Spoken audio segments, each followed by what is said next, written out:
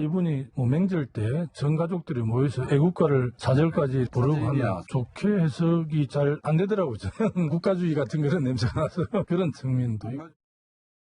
나라 사랑하는 거하고 정치주의하고 다른 말씀 아닙니까? 저희 집안 며느리들은 기꺼이 참석하고 아주 같은 마음으로 애국가 열창했습니다.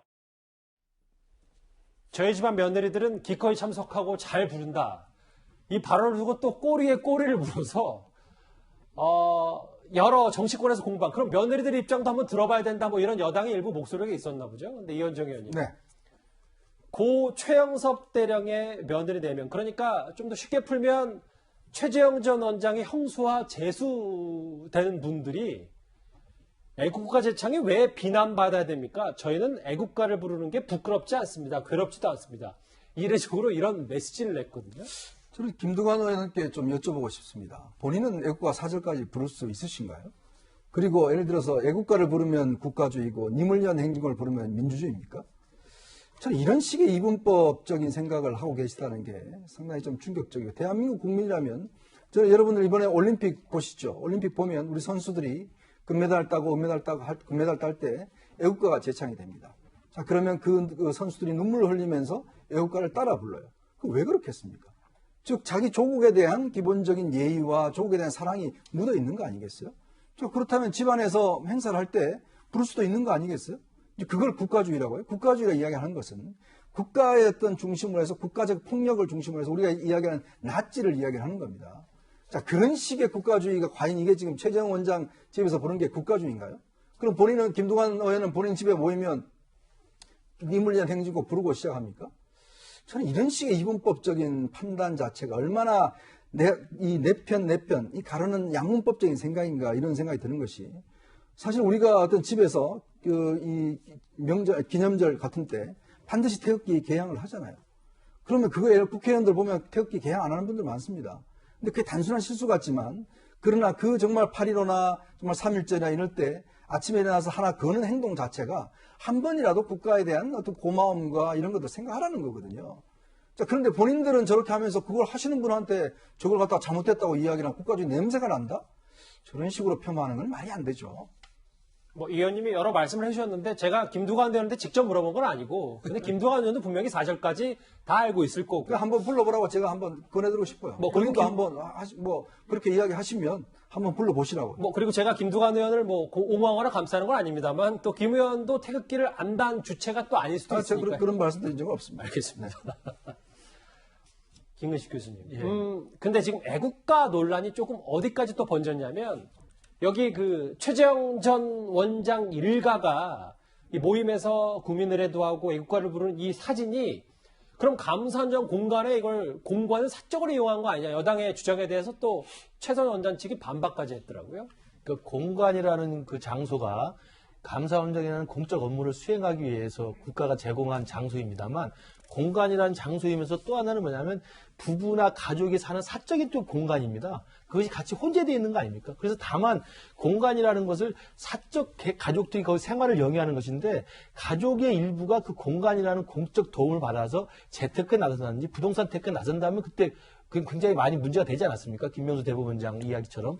그러나 그게 아니고 명절이라든지 가족 모임 때 가족들이 모여 살고 있는 그 공간이라는 장소에 가족이 모여서 식사를 하는 거라고 한다면 그건 사실은 사적 이용은 아니라고 생각합니다. 문제는 최재형 캠프 쪽에서도 해명을 했습니다만, 저기에 공간 1층 식당인데 저 식당의 행사를 위해서 공간에 근무하는 직원들을 뭐 도움을 받았다고 한다면 이게 사적 이용이 되는 거죠. 그러나 그건 없다고 분명히 밝히고 있기 때문에 저는 정상적인 가족 모임 일환이라고 생각을 하고요. 그건 제가 볼 때 너무 지나치게 꼬투리를 잡으려고 하는 시도 같고, 이현정 의원님 말씀하셨습니다만, 저는 애국가 부르고 사절까지 부르는 것에 대해서 많은 사람들이 조금 놀랍다는 생각을 합니다만, 그 가족의 어떤 특색 있는 문화를 생각해 보시면 된다고 생각을 해요. 그러니까 본래 그 최영섭 대령의 자식들이고 거기에 일가족들이 다 최영섭 대령을 아버님으로 모시면서 이 애국심에 대한 자부심을 가지고 있는 그 가족만의 문화가 있다고 한다면, 그 문화에 의해서 자기들 스스로의 자발적 동의에서 애국가를 부르는 거에서 누가 그 손가락질 할 수 있습니까? 그 최 전 원장의 아버지가 우리 해군의 상징과도 같은 분이기 때문에. 해군의 상징이고 6.25 전쟁의 첫 번째 해전 승리에도 영웅 아닙니까?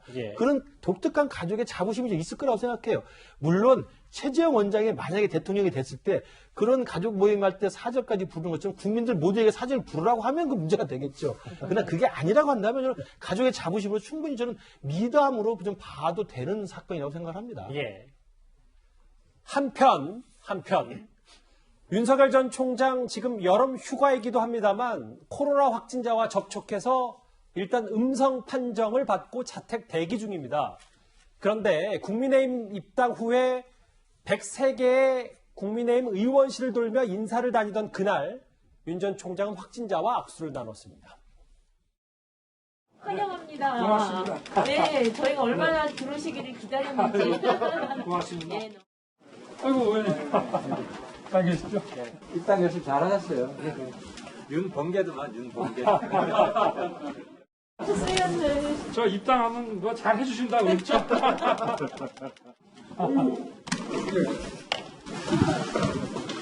실물을 오늘 처음 뵀는데 완전히 뭐 영화 배우보다 더 미남이시네요. 잘 부탁드리겠습니다. 네.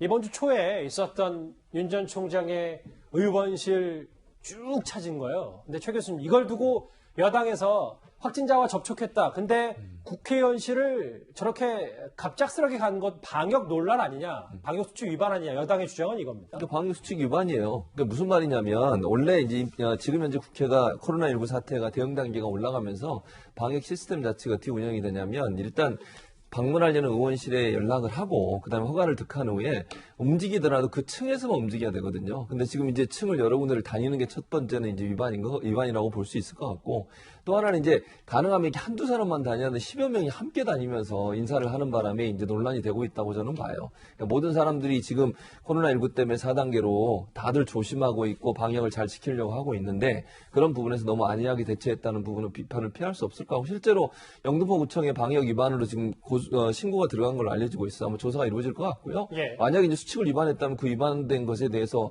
뭐 어떤 처벌이 내리든 그건 모르겠고 지금 지켜봐야 될 것 같고 또 하나는 이제 뭐 잘 아시는 것처럼 오늘 이제 한 사람이 방문해서 만났던 당직자 중에 한 사람이 지금 확진이 돼가지고 본인도 지금 음성 나온지 제가 모르겠는데 어쨌든 검사 받고 음성이 보시고 나왔다고 합니다. 네, 예. 음성 나왔고 그러다 보니까 이제 이분이 만난 분들이 또 어떻게 되냐 이런 이제 걱정이 되는 거죠 사실. 그래서 가능한 한 이제 지금처럼 이렇게 민감한 때에는 정치인들이 일정을 소화할 때 방역 수칙을 지키는 쪽으로 적극적으로 해야 돼요. 왜냐하면 국민들이 볼 때 이렇게 하나라도 잘못된 모습이 보이면 그것도 비판의 대상이 될 수 있다는 걸 좀 기억했으면 좋겠습니다. 예, 뭐 일단 원래 휴가 중임에도 충남 그러니까 본인 부친의 고향을 찾을 것으로 예상이 됐었는데 일정도 좀 일단 멈춘 상태입니다. 근데 이두하 변호사님, 윤석열 캠프 측은 이게 영등포구청의 뭐 권고에 따라서도 방역수칙 위반이 아니다. 뭐 할 일을 했다. 뭐 이렇게 받아들인 것 같더라고요. 예, 최 교수님께서 아까 궁금해하셨는데 영등포구청에서 이 부분 판단을 내려줬고요. 회신이 왔습니다. 회신에 따르면 이게 공적 모임에 해당해서 방역 수칙을 위반한 것이 아니라고 얘기를 했고요. 지금 말씀하신 그런 부분은 이제 개인적으로 방문했을 땐 그런 부분이 문제가 되는데 아하. 이건 공적 모임이기 때문에 방역 수칙이 아니라는 회신을 공적으로 보내줬습니다. 그리고 뭐 잘 아시겠지만 영등포구청장은 국민의힘 당적자가 아닙니다. 예. 그래서 이 부분에 대해서는 아마 중립성을 갖고 엄격하게 판단을 해주셨을 거고요. 그래서 여기에 대해서는 이렇게 판단이 나왔고 말씀하신 것처럼 이제 사무처 직원들하고 다 이제 이분 사무처 직원들하고도 인사를 나누는 과정 중에 사무처 직원 한 분이 확진자여서 그래서 이 우리 후보도 여기에 대해서 코로나 검사를 다시 했고요. 검사를 하고 나서 병원에서 음성 판정을 지금 받고 그 부분도 기자분들한테 보내드렸고요. 그래서 원래는 오늘 이제 부친의 뿌리이기도 한 충남 지역, 그러니까 아산 현충사라든가 명제 윤증 선생 후손이거든요. 그래서 거기 고택을 방문하려고 했는데 그 부분도 보류하고 그리고 또 이 부분에 대해서 말씀하신 것처럼 이제 음성으로 판정도 받고 윤석열 후보는 백신도 맞았거든요. 예. 그렇지만 이런 조심하기 위해서 일요일까지는 되도록이면 자택에 머물면서 이런 부분 생각을 가다듬고 이럴 계획입니다. 2, 3일 더 진짜 진정한 여름 휴가를 보내겠다 네, 이런 얘기네. 어떻게 해서 이제 저희 토리 그램에 나오는데 이제 아빠랑 윤석열 후보랑 이제 강아지들이랑 좀 지내야죠. 뭐. 예. 네. 뭐 윤석열 캠프 계시다고 하더라도 너무 섭섭해 하시는 거 아닌지 모르겠어요. 알겠습니다. 그리고 이 방역수칙 위반 논란 말고도 여당의 비판이 또 하나 있습니다. 윤석열 전 총장이 최근에 부산일보와의 인터뷰에서 후쿠시마 원전 사고 때 방사능 유출이 안 됐다는 취지로 말을 한 게 논란이 있었죠. 여당에서는 오늘 기자회견까지 자청을 했고 윤 전 총장 측도 이런 분위기를 좀 무겁게 받아들이고 있는 것 같습니다. 윤석열 전 총장의 태도와 인식 그리고 메시지는 권력욕에만 눈이 어두운 준비 안 된 후보다라고 언론들도 비판을 가하고 있습니다. 윤석열 전 총장은 대통령 후보로서 자격이 없습니다. 저희들도 그 심각성을 익히 인식을 하고 있습니다. 후보도 굉장히 속상해하고 또 좀 자책도 하고 뭐 그런 것 같습니다. 레드팀을 만들어서 재발 방지를 사전에 좀 할 수 있도록 그렇게 좀 준비를 해 나가려고 합니다. 저는 일종 지사가 가지고 있는 숙명이 아닐까 이런 생각도 가져봅니다. 이재명 지사가 참 힘들었겠다라는 생각이. 예.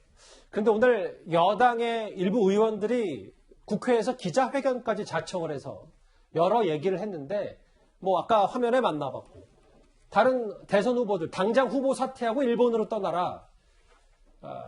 조 전 장관은 부산일보는 왜 이 구절을 삭제했는지 밝혀야 된다. 알아서 기는 것인가. 일단 앞서 윤석열 캠프 측의 목소리를 들어보니까 후보도 후보 나름대로 좀 부적절했다고 평가를 좀 하는 겁니까? 민주당에서 여러분이 이렇게 굉장히 강력하게 비판을 하고 계신데요. 윤석열 총장이 정치를 선언한 이후에 잇따른 이제 설화, 이른바 이제 말실수에 이제 좀 휩싸이고 있는데, 김재원 최고위원이 이야기했죠. 여의도 문법을 익혀가는 과정이기 때문에 이 부분에 대한 조금 더 신속한 트레이닝이 필요하다는 이야기를 하고 있는 것이어서 아마도 본인도 그 부분에 대해서 숙고하면서 여의도 문법을 익혀나가는 그런 과정의 일환이라고 보면 될 것 같고요. 문제는 이제 좀 구분할 건 있다고 생각을 해요. 이 말실수가 본래 이제 아시는 것처럼 윤석열 총장이 우리 이두하 의원 더 잘 아시겠지만 달변의 다변의 성격입니다. 그럼 이야기하는 거 보면 굉장히 말을 잘하면서 말하는 걸 즐겨 하잖아요. 그렇기 때문에 이 달변과 다변은 사실은 정치 지도자급이 기자들의 마이크 댔을 때 이게 어떻게 보면 좋은 점일 수도 있고 어떻게 보면 실수에 또 가능성이 있는 것이어서 지금부터라도 말을 할 때는 그 실수를 좀 좁혀나가는 노력을 하는 게 필요한데 이건 좀 구분을 해야 되는 게 아까 신지호 정무실장도 그런 맥락으로 보는데 이게 단지 말실수가 아니라 국정 철학이 좀 이상한다든지 아니면 정책의 기조가 대부분의 국민이 동의할 수 없는 좀 극단적인 생각을 하고 있다든지 아니면 현안에 대한 인식이 조금 왜곡된 게 아니냐 이런 식의 의문이 들면 이거 심각한 상황이 되는 겁니다. 그러나 제가 볼 때는 120시간 그다음에 밀란 이번에 후쿠시마 이런 것들도 팩트 확인 과정에서 말이 전달되는 과정에서 약간의 왜곡과 실수가 있었던 것이지 제가 보는 큰 틀에서의 국정 철학이나 정책 기조에 대한 논란은 아니라고 지금 여겨지기 때문에 지금부터도 저는 충분히 교정이 가능한 거라고 보고요. 마지막으로 조국 전 장관이 부산일보가 알아서 기는 거죠 이야기를 하는데 이 부분 여기 기자분 다 계십니다만 인터뷰를 하는 측과 인터뷰를 당하는 측, 인터뷰어와 인터뷰이 사이에는 이게 마지막 원고가 기사가 출고되기 전에 서로 확인하는 과정이 있습니다. 조율 과정이 당연하죠. 있죠. 확인하는 과정에서 이게 내 뜻이 좀 잘못 전달된 것 같다. 아니면 이게 편집상에 좀 누락된 게 있고 잘못 좀 표현됐다고 하면 교정을 해주고 바꿔주는 겁니다. 그 부분을 놓고 무슨 부산일보가 알아서 긴다고 하는 건 제가 볼 때 조국 전 장관이 너무 혼자 집에 있다 보니까 좀 과도한 생각이 아니신가 생각합니다. 예. 혼자 집에 있다는 표현은 조금 알겠습니다. 이현정 의원님. 네. 김은식 교수님은 이게 윤 전 총장의 구조적인 어떤 정책 기조 문제가 아니라 발언 실수 단순한 해프닝이다 이렇게 분석을 해주셨는데, 근데 윤석열 캠프에서는 레드팀을 만들어서 재발 방지를 할 수 있도록 준비하겠다는데 이걸 좀 더 자세히 설명을 좀 부탁드릴게요. 그러니까 이제 이재명 후보가 미군은 점령군이다, 날치기를 해야 된다 이런 건 하나의 정치 철학에 관련된 문제 아니겠습니까?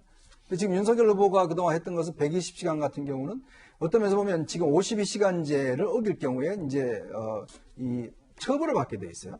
근데 어떤 특정 업종 같은 경우는 집중적으로 일을 해야 될 경우가 있습니다. 이 벤처기업 같은 거 이런 경우에.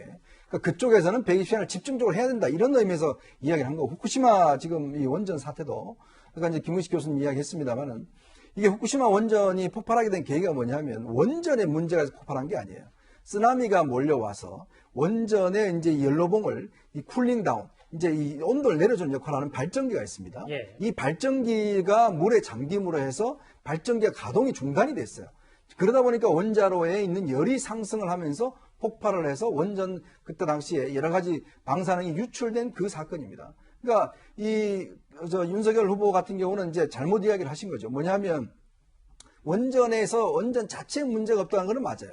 근데 그 이후에 보면 후쿠시마 원전에서 방사능이 유출되고 이게 심각한 피해가 있다는 것은 일본 정부나 또 모든 나라들이 다 아는 사실이거든요. 네. 그러니까 그분을 만약 그렇게 이야기를 했다면 사실관계를 잘못한 거죠. 그러니까 그런 면에서 보면 이제 윤석열 후보는 예전에 그냥 일반인처럼 이야기와는 달리 하나가 국가의 중요한 정책, 더군다나 지금 대통령 될 수 있는 가능성이 높은 분 아니겠습니까? 그러면 국민들의 시각이나 여당에서 볼 때 만약에 어떤 부분에 대해서 잘못 알고 있거나 잘못 판단을 내리고 있을 경우는 이걸 교정을 해줘야 되거든요. 그러니까 이 레드팀이라는 게 뭐냐면 어떤 부분이 있을 때 빨리 이 부분에 대한 수정과 그다음에 어떤 교정 이걸 할 수 있는 팀들이 이제 항상 레드팀이 있는 거거든요. 그러니까 특히 대통령 말실수나 이런 거 되면 굉장히 큰 문제가 되잖아요. 외교적으로. 이제 그런 것들을 빨리 좀 만들어서 어떤 면에서 보면 좀 팩트체크나 이런 것들 하겠다. 아마 이런 의미로 저는 해석을 하고 있습니다. 그런데 이런 윤 전 총장의 이딴 설화를 두고 잠재적 경쟁자인 최재형 전 원장이 이렇게 평가를 했습니다.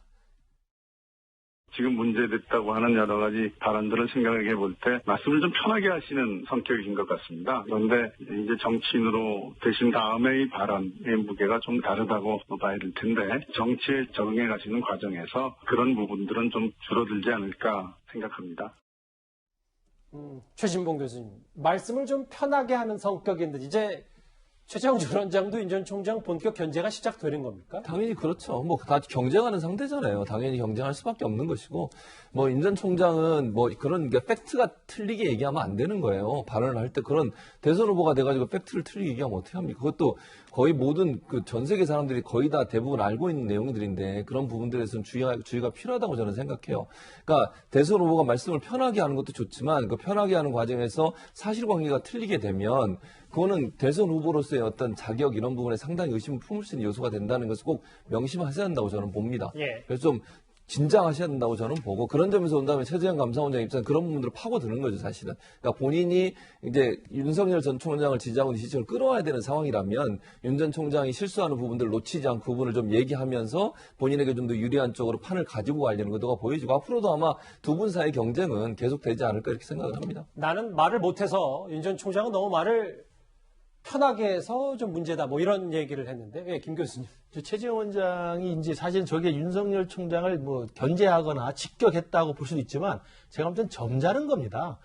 나는 참 말을 좀 잘했으면 좋겠는데 못해서 문제인데 윤 전 총장은 굉장히 말을 편하게 하신 것 같다 이렇게 이야기한 건데 왜냐하면 제가 어떻든 생각이 아까도 최재형 원장이 TK 공약 갔을 때 좀 생각이 들었습니다만 이 당내 국민의힘 당내에서 윤석열 총장은 중도층까지 외를 확장하는 전략이었고 최재형 원장 후발주자라서 추격하니까 보수 측을 먼저 견인하는 전략인데 가장 긴장해야 될 상대가 제가 볼 땐 홍준표 의원입니다. 예. 홍준표 의원이 보수의 정체성을 가지고 윤석열 총장에 대한 각을 많이 세우잖아요. 예. 근데 똑같은 최재형 원장과의 그런 전략으로 접근하게 되면 최재형 원장은 품격이 있고 약간은 그 말을 점잖게 하시는 성격이라고 한다면 예. 홍준표 의원들도 바짝 긴장해야 되지 않을까. 왜냐하면 저런 상황에서 막 윤석열 총장에 대해서 홍준표 의원이 윤석열 총장을 직격했다면 좀 다른 톤으로 나왔을 거라는 생각이 개인적으로 듭니다. 알겠습니다.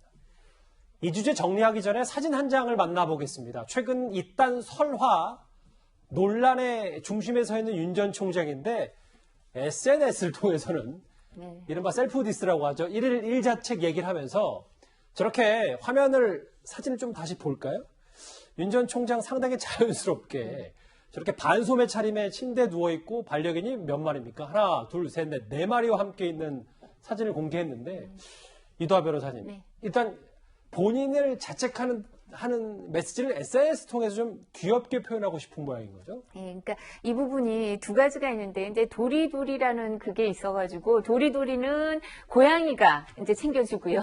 그래서 저희 하루 활동을 하고 나서 보면 이제 인터뷰를 하거나 이렇게 했을 때 도리도리를 얼마 했는지 이런 부분을 영상을 찍은 걸 살펴보는데 후보가 그 옆에서 이제 고양이도 같이 지켜보면서 도리도리를 이제 좀 줄이고 있는지 이제 감시를 하고 있다 이런 얘기를 하고 하고 있고 지금 말씀하신 것처럼 이렇게 약간 과거에 이렇게 앉는 자세 같은 거는 또 말이라는 강아지가 있어요. 그 강아지가 이제 강아지들은 스플루트라 그래서 이렇게 쫙 펴서 하는 거 있잖아요. 180도로 그렇게 하는데 우리 이거 아빠랑 나랑 다 조심하자 이러면서 그래서 저희가 토리가 이제 유기견인데 이 강아지와 이 유기묘 고양이가 이제 이 윤 후보가 좀 실수한 걸 만회해주는 역할 그리고 본인의 실수를 이제 그걸 숨기려고 하는 게 아니라 이게 본인의 안 좋은 점 이걸 고쳐 나가려고 하는데 국민들이 보기에 약간 불편하거나 이건 좀 고쳤으면 좋겠다고 하는 그런 습관들이죠. 그러니까 습관들을 고쳐 나가려고 할 때 이거를 정면으로 하는 거죠. 이제 숨기려고 하는 게 아니라 이런 거 조금 보기가 안 좋으면 이런 부분 고쳐 나가겠습니다. 근데 그 고쳐 나가는 방법에 대해서 너무 정색을 하고 막 다큐멘터리로 이렇게 뭐 강습을 받고 내가 고쳐 나가겠습니다. 이게 아니라 이 유기견 유기묘와의 이런 모습 인간적이고 소탈한 모습도 같이 보여주면서 교정하려고 노력하는 모습을 국민들에게 좀 유머러스하게 전달하려고 하는 것 같습니다. 알겠습니다. 조금씩 다른 점들이 보이고 있는 윤 전 총장과 최재형 전 원장 보수 야권의 대선 주자들 얘기가 첫 번째 이슈였습니다.